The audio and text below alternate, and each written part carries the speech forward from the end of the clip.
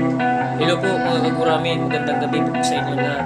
Ako po ay nananawagan sa gumaganap at sa namamahala sa Batang Quiapo na si Coco Martin.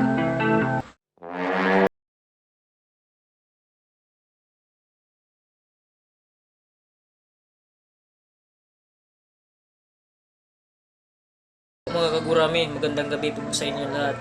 Ako po ay nananawagan sa gumaganap at sa namamahala sa Batang Quiapo na si Coco Martin. Maawa po kayo sa mga vendors, maawa po kayo sa mga nagbabiyahe, nagdi-deliver, nagtatrabaho ng marangal. Huwag niyo pong istorbuhin.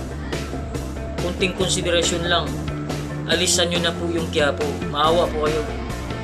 Namumuhay sila ng maayos at tahimik. Huwag niyo po silang istorbuhin. Huwag niyo po silang perwisyohin. Tama po yung sinasabi ni Rendon Labador.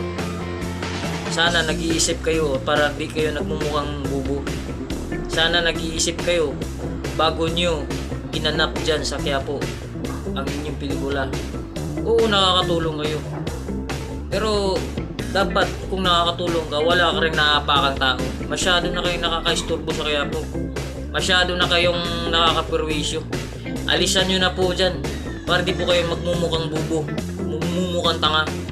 Oo, tama, marami at kilala kayo. Pero sana naman isipin nyo mabuti na yung ginagawa nyo ay nakapagbigay isturbo at perwisyo sa mga vendors at nagbabiyahe dyan, lalo na sa mga nagdi-deliver. Marami pong naiisturbo, maraming naiperwisyo. Alis na kayo dyan at huwag na po kayong babalik kahit kailan.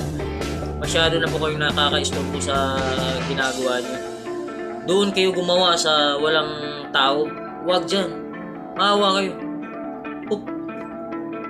Kukurampot lang po yung kinikita ng mga vendors dyan. Tapos nandyan pa kayo.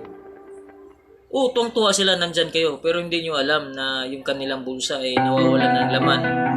Dahil hindi sila makapagbinta, hindi na makapag-deliver, hindi na makapagbiyahe yung mga jeepdan dahil sobrang daming tao.